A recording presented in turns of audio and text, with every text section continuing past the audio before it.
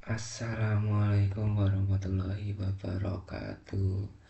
Perkenalkan, nama saya Dimas Adi Pratama dari Prodi Perbankan Syariah angkatan 2024 dengan NIM 081, akan menjelaskan tentang penerapan diferensial fungsi majemuk.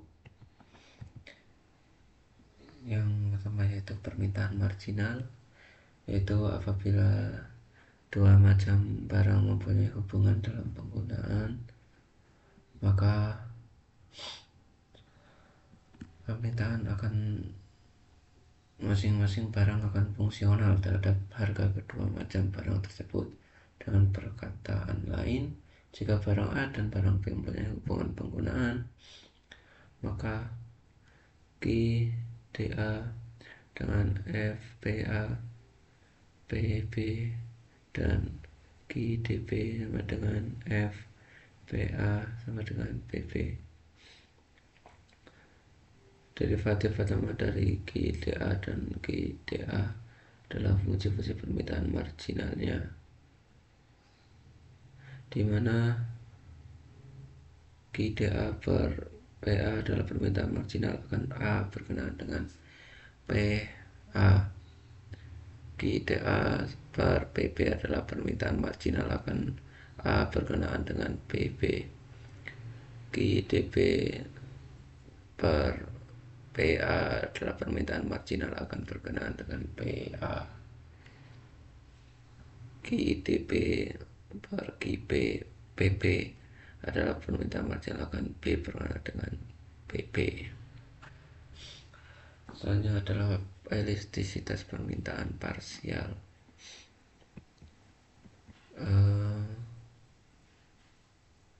Dengan dapat diturunkan fungsi permintaan marginal tersebut, dapat dihitung elastisitas parsialnya. Itu ada dalam hal ini terdapat dua macam elastisitas permintaan, yaitu elastisitas yang mengukur kepekaan permintaan suatu barang berkenaan dengan harga barang tersebut, elastisitas harga permintaan, dan elastisitas yang mengukur kepekaan permintaan suatu barang berkenaan dengan harga barang lain, yaitu elastisitas silang permintaan. Jika NAP dan PA keduanya bernilai negatif untuk PA dan PB tertentu, berarti hubungan antara barang A dan B adalah komplementer atau saling melengkapi.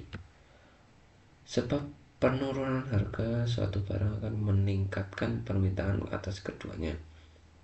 Jika NAB dan NPA keduanya bernilai positif untuk PA dan PB tertentu, berarti hubungan antara barang A dan B dalam kompetitif, substitutif, atau saling menggantikan. Sebab penurunan harga suatu barang akan meningkatkan permintaan barang tersebut serta menurunkan permintaan atas barang lainnya. Selanjutnya ada biaya produksi gabungan. Apabila sebuah perusahaan menghasilkan dua macam output dan biaya yang dikeluarkan untuk produksi kedua macam produk itu merupakan biaya produksi gabungan atau joint production cost, maka barang hitungan keuntungan maksimum yang diperolehnya dapat diselesaikan dengan pendekatan diferensial parsial.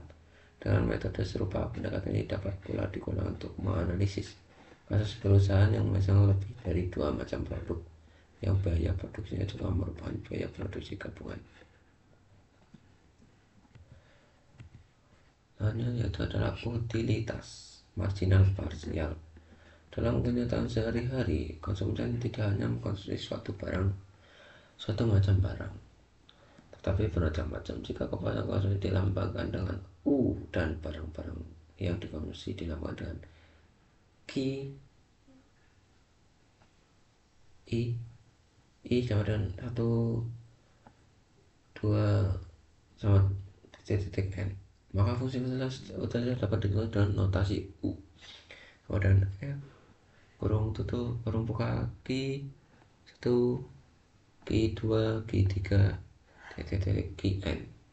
Seandainya untuk penyederhanaan konsumen hanya mengkonsumsi dua macam barang X dan Y, maka fungsi utilitasnya U sama dengan F X Y.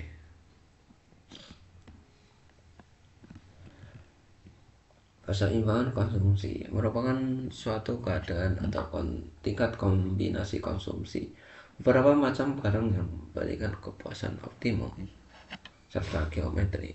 Keseimbangan konsumsi menjadi pada persinggungan kurva Indohan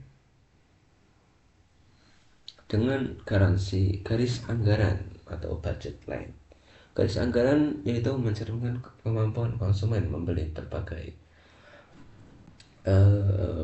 macam barang berkenaan dengan harganya masing-masing dan pendapatan konsumen. Jika pendapatan konsumen sebesar M dan harga barang X dan Y adalah PX dan PY per unit, maka persamaan budget line dapat dituliskan dengan M sama dengan XP X plus YPY. Tingkat kombinasi konsumsi yang memberikan kepuasan optimum dapat dicari dengan metode Lagrange dengan fungsi utilitas U sama dengan F X Y dimaksimumkan terhadap fungsi anggaran M sama dengan X PX plus Y PY. Selanjutnya adalah produk marginal parsial. Untuk memproduksi suatu barang, pada dasarnya diperlukan beberapa macam faktor produksi, seperti tanah, modal, tenaga kerja, bahan baku, mesin-mesin, dan sebagainya. Sebagian dari masukan yang digunakan sudah barang tentu merupakan masukan tetap, sementara sebagian lainnya adalah masukan variabel. Selanjutnya, jika untuk memproduksi suatu barang dianggap hanya ada dua macam masukan variabel, katakanlah K dan L, maka fungsi produksinya secara pasti dapat dinyatakan dengan P sama dengan FKL. Keseimbangan produksi merupakan suatu keadaan atau tingkat kombinasi faktor-faktor produksi secara optimum, yakni tingkat pencapaian produksi dengan kombinasi biaya terendah atau less cost combination. Secara geometri, keseimbangan produksi terjadi pada persinggungan garis biaya yang sama isocos dengan kurva produksi yang sama. Isocos merupakan mencerminkan kemampuan produsen membeli berbagai macam masukan faktor-faktor produksi berkenaan dengan harga masing-masing dan jumlah dana yang dimiliki. Jika pendapatan produsen sebesar M, harga barang X dan Y P adalah PX dan PY per unit, maka persamaan budget line maka dituliskan dengan M sama dengan KPX plus LPY. Tingkat kombinasi produksi yang dioptimum dapat dicari dengan metode Lagrange dengan fungsi produksi P sama dengan FKL dimaksimumkan terhadap fungsi isocos M sama dengan KPK plus LPY. LPL ya.